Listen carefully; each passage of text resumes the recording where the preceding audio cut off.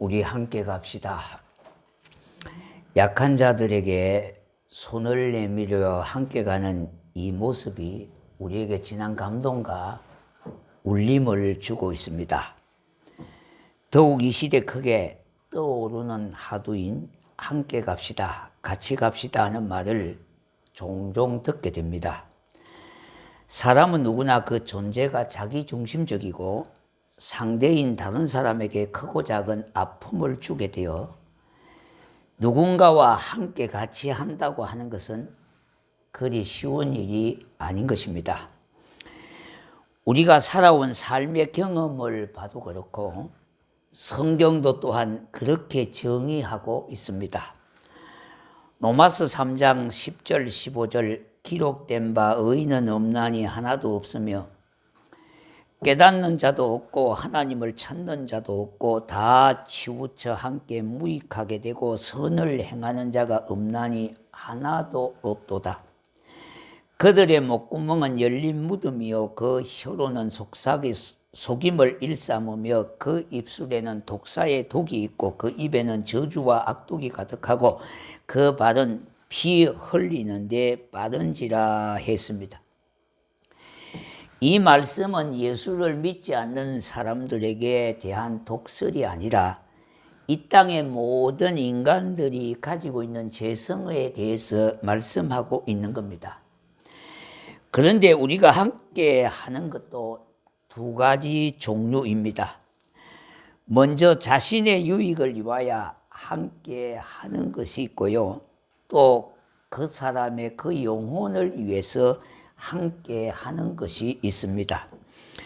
오늘 이 본문이 이 두 가지를 함께 우리에게 보여주고 있는 본문의 말씀입니다. 첫 번째 함께하는 경우를 보겠습니다. 오늘 나면서부터 걷지 못하는 불구자가 등장하고 있습니다. 그리고 그와 함께한 사람들이 있습니다. 그들은 날마다 이 사람과 함께 했습니다. 날마다 성전 미문이라고 하는 곳에 그 구걸하는 자를 두는 자라고 했습니다. 그런데 그들은 하루도 빼놓지 않고 찾아왔고 만나 주었는데 하지만 그의 만남은 계산적인 만남이었습니다.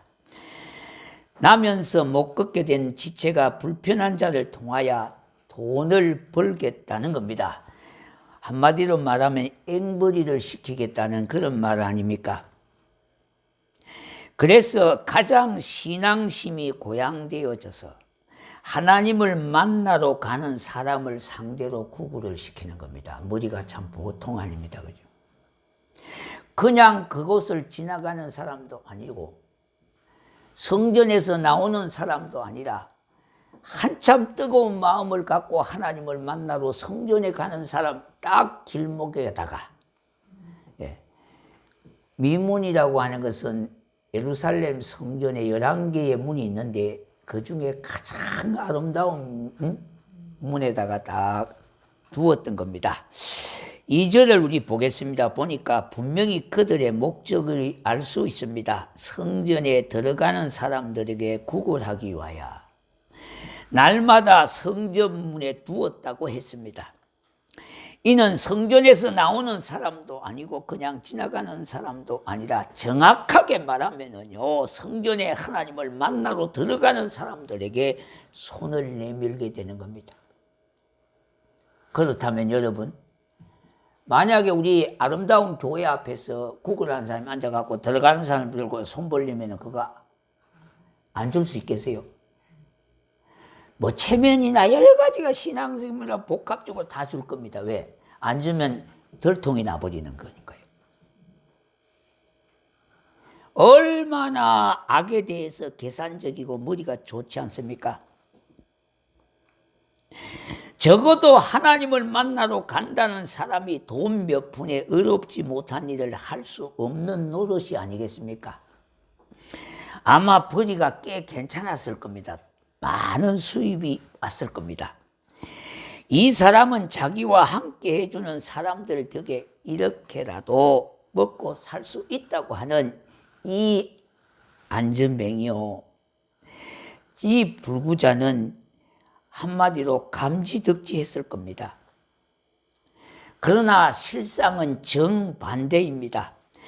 그 사람들은 늘 성전 가까이 이 못 걷는 자를 둠으로써 인해서 불구이자인 그가 성전을 찾아 하나님에 대한 목마름을 가지지 못하게 하며 고작 하나님을 돈벌이 수단으로 이용하는 데에 전략시켜 버리고 말았던 겁니다. 그래서 예수님의 제자들이 자기 앞에 있는데도 그 제자들에게 그저 돈 몇 푼 달라고 주의소 이렇게 했던 거예요. 자, 두 번째 정한 때에 함께한 경우를 보겠습니다. 오후 3시 기도 시간에 성전에 올라가던 베드로와 요한은 성전 미문 앞에서 구걸하는 불구자를 보았습니다. 어느 사람들처럼 돈 몇 푼 주고 지나칠 수가 있었을 겁니다. 그런데 그들에게는 그 돈 몇 푼이 없었습니다. 그래서 미안한 마음이었는지 발걸음을 멈추었던 겁니다. 그러니 우리가 너무 돈 없다고 힘 없다고 너무 슬퍼할 이유가 없습니다. 왜? 그 일로 인하여 하나님의 역사가 시발되는 계기가 될 수가 있기 때문인 겁니다. 베드로와 요한이 발걸음을 멈추고 구걸하는 사람을 보는데 정말 그 사람에게 무엇이 필요한지가 보여졌던 겁니다. 그래서 진지한 음성으로 요구하고 있습니다. 4절에 보니까 베드로가 요한과 더불어 주목하여 이르되 우리를 보라 하니 그랬어요. 구걸하던 그 사람은 돈 주는 사람을 보지 아니하고 베드로와 요한의 손끝만 보았을 겁니다. 하지만 베드로는 그 사람의 눈을 마주하기를 원했습니다. 그래서 우리를 보라 그렇게 하는 겁니다. 베드로는 그 사람을 보았고 그 사람의 지난 아픔의 역사를 헤아리게 되어졌습니다. 얼마나 많은 사람들에게 무시당하고 참으로 그 불편한 몸의 고통과 아픔과 상처가 많았겠습니까? 지난 과거의 역사가 그의 눈에 보여졌던 겁니다. 그래서 그 모든 것을 치유해 주실 주님을 전하기로 마음을 먹었던 거예요.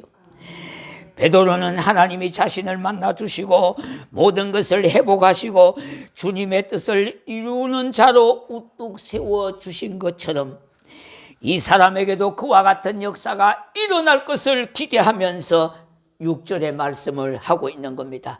6절 하반절에 내게 있는 것으로 내게 주노니 나사렛 예수 그리스도의 이름으로 일어나 걸으라 그렇게 말씀한 겁니다.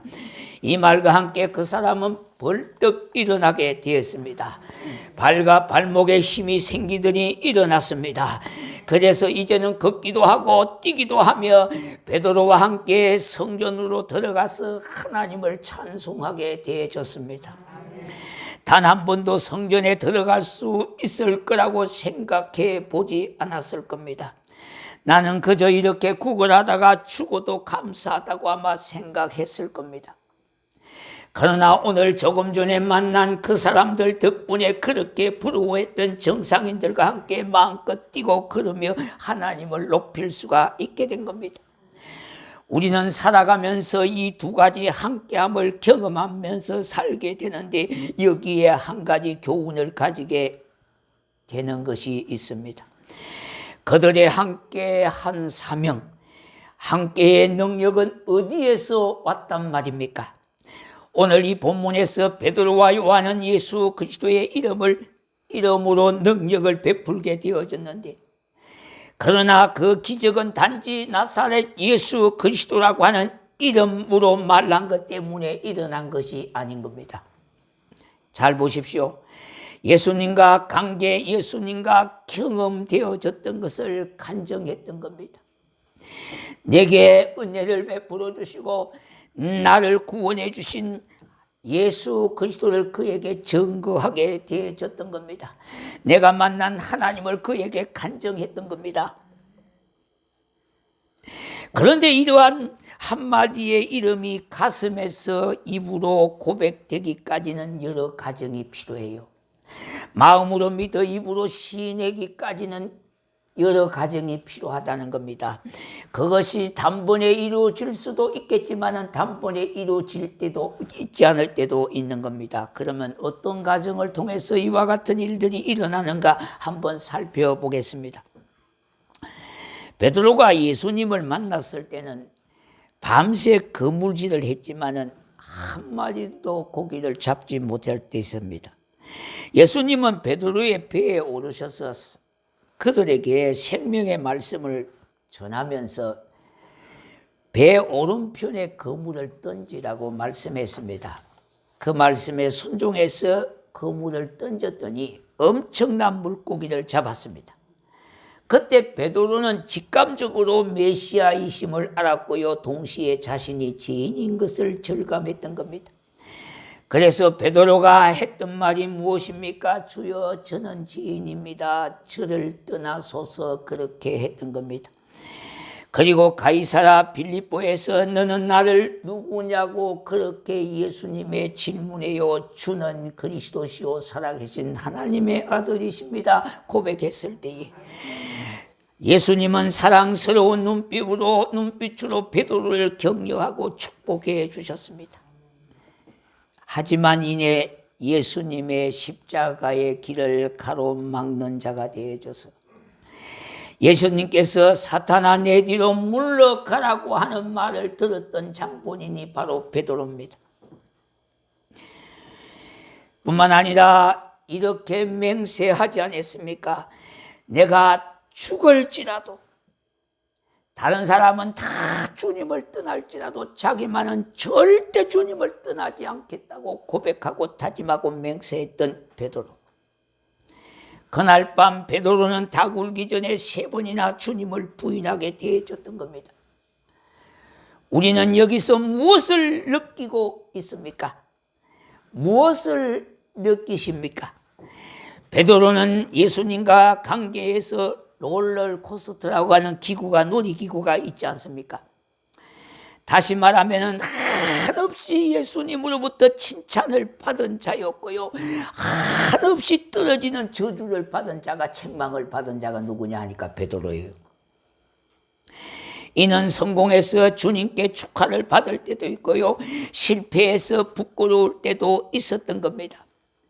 자신은 절대로 주님을 부인하지 않겠다고 큰 소리를 쳤지만은 나약한 여종 앞에서 주님을 3번이나 부인하게 되어진 거예요. 이렇게 베드로가 예수님과 관계 속에서 절대적 신뢰감을 가진 것은 그가 모든 일을 성공하고 칭찬받고 성취했기 때문에 아닌 겁니다. 오히려 실패하고 넘어지고 그것도 완전히 넘어지는 경험을 했기 때문인 겁니다. 바로 그때 주님이 용서와 사랑과 이해와 축복으로 품어주시는 것을 경험했기 때문입니다. 예수님과 친해짐으로 함께하는 성도가 되기를 바랍니다. 비록 실패가 있고 연약하지만은 그것이 주님께로 나아가는 위대한 축복이 되는 겁니다. 요한복음 21장에 보니까 티베랴 호숫가에 다시 물고기 잡으러 간 베드로를 주님은 만나 주시기 이와야 그곳까지 가셨습니다. 거기에서 예수님은 3번이나 똑같은 질문을 하고 있습니다.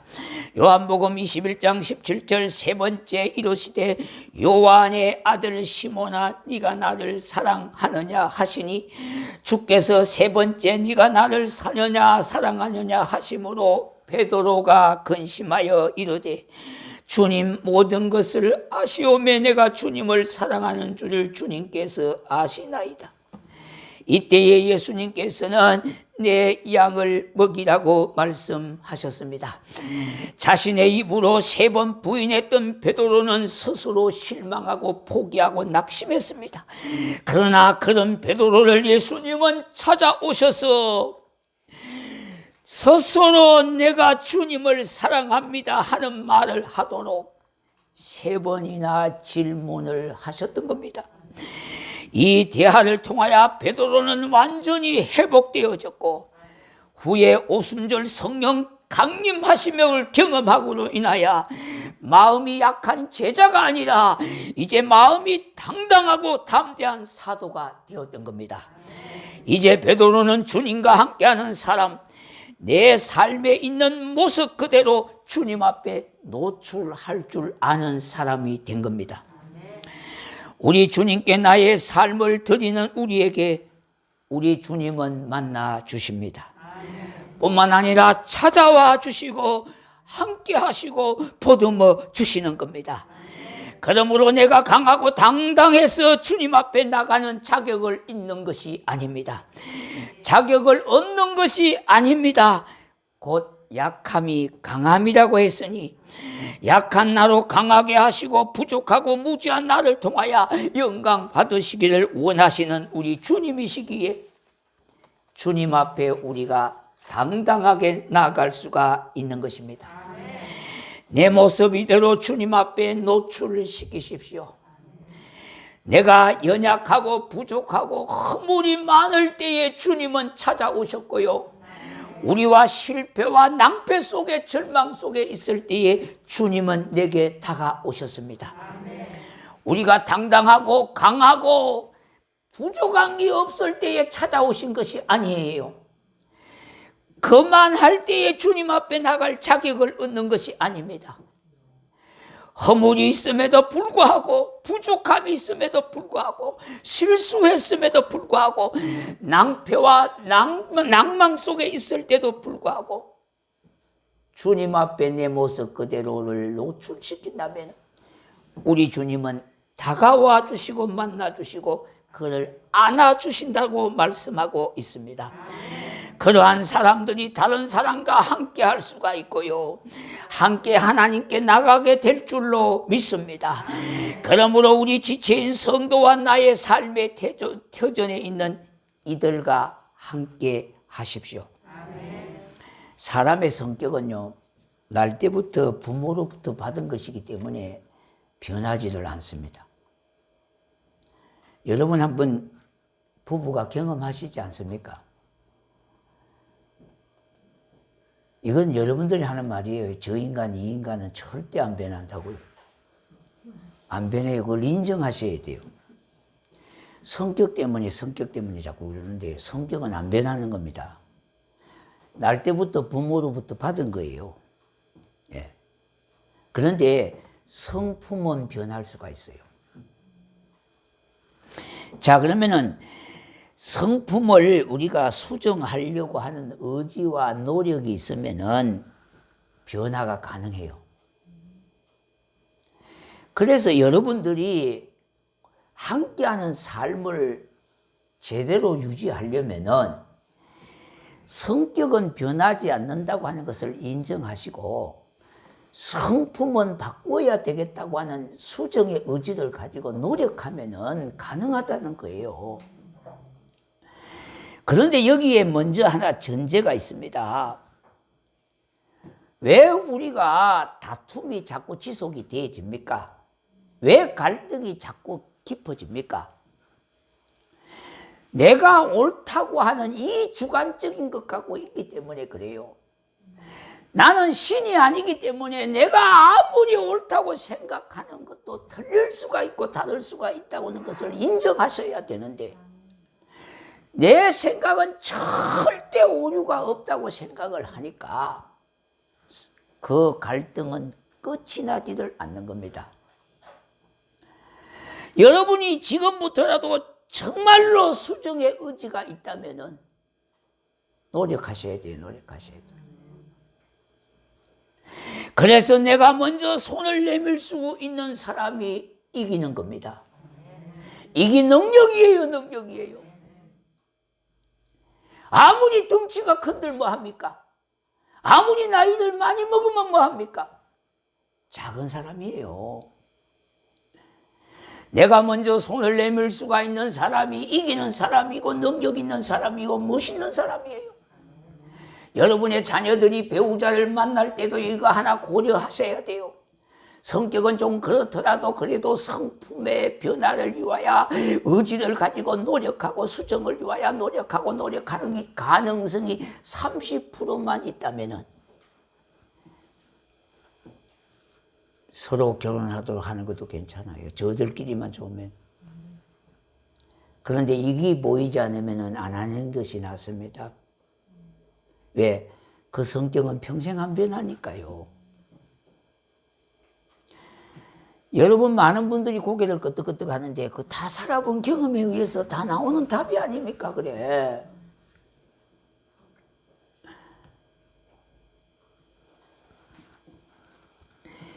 여러분 이거 꼭 잊어버리지 마셔야 돼요.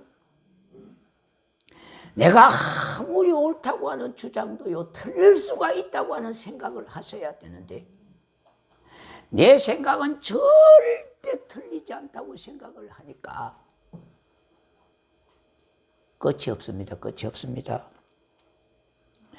여러분 우리가 다를 수가 있다고 하는 것을 받아주시고 또 우리가 그것을 인정해 주셔야 돼요. 막 그러느니 하고 인정해 주셔야 돼요. 네. 그런 분들이 모여서 주님의 몸된 교회가 든든히 세워지게 되고요. 그곳에 우리 하나님이 함께 하셔서 은혜의 빗줄기를 내려주시고 뿐만 아니라 가정과 산업에 복을 주시며 주의 교회가 든든히 세워지게 될 것입니다. 우리 모두 이와 같은 차들이 되어질 수 있도록 비록 우리가 이 땅에서요 할 수 있는 게 뭡니까? 노력하는 것밖에 없잖아요. 수정의 의지를 가지고 좀 노력하면은 변화가 가능하다는 거예요. 사람은 변화할 때 변화하지 않으면 변질이 돼버려요. 그러니까 변화를 시도할 때 변화돼줘야 변질이 되지 않습니다. 사람은 익어갈 때에 익어가지 않으면 썩어요, 썩어. 사람이 늙어가는 것은 늙어가는 게 아니라 익어간다고 그러잖아요. 그러면 60대, 70대는 덕을 좀 세우셔야 된다 이 말이에요. 그때까지도 성질이 펄펄 살아서요. 젊은 사람 못지않으면 이거는 인생 잘못 산 거예요.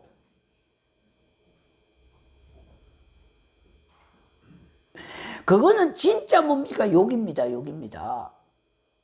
우리 노력하십시다. 저도 마찬가지입니다. 노력하셔야 돼요. 그래야 공동체가 함께 할 수가 있어요. 여러분 부부가 함께 할 수가 있어요. 여러분의 가정의 자녀들과 함께 할 수가 있어요. 얼마나 많은 분들이 갈등을 겪고 있어요. 이웃하고도 갈등을 갖고 있잖아요. 직장에서도 그렇고 마찬가지예요. 인간이 사는 공동체에서 누구든지 있을 수 있는 일 아닙니까? 그렇다면 어떻게 해야 되겠어요? 우리가 성격은 변하지를 않는다고 하는 사실 그러느니 하고 받아주셔야 돼요. 그리고 인정해 주시고요. 그러나 성품의 변화는 노력하셔야 돼요. 노력하셔야 돼요. 여러분 화가 날 때에 6초만 참으라면 그래요. 화가 날 때는 밖으로 뛰쳐나가세요. 뛰쳐나가. 요새 겨울이니까 찬바람 날 때 뛰쳐나가면은 가슴에 핫통이 부딪히게 되어지는 겁니다. 그러면 또 되는 거예요. 정상으로 돌아오는 거예요. 기억하시길 바랍니다. 성질 나면은 밖으로 뛰어나가고 6초만 참으십시오. 6초만. 그러면은 함께 할 수가 있어요. 우리가 인생은 속도가 아니라 그랬어요. 신앙은 속도가 아니에요. 관계입니다. 관계. 부부와의 관계, 가족과 함께 관계, 성도와의 관계, 이웃과의 관계. 예. 신앙은 속도가 아니에요. 속도가 아니라 관계성이 있어요. 오늘 말씀 기억하시고 이와 같은 은혜와 복을 받아들이는 성도가 되시기를 주의 이름으로 축원합니다.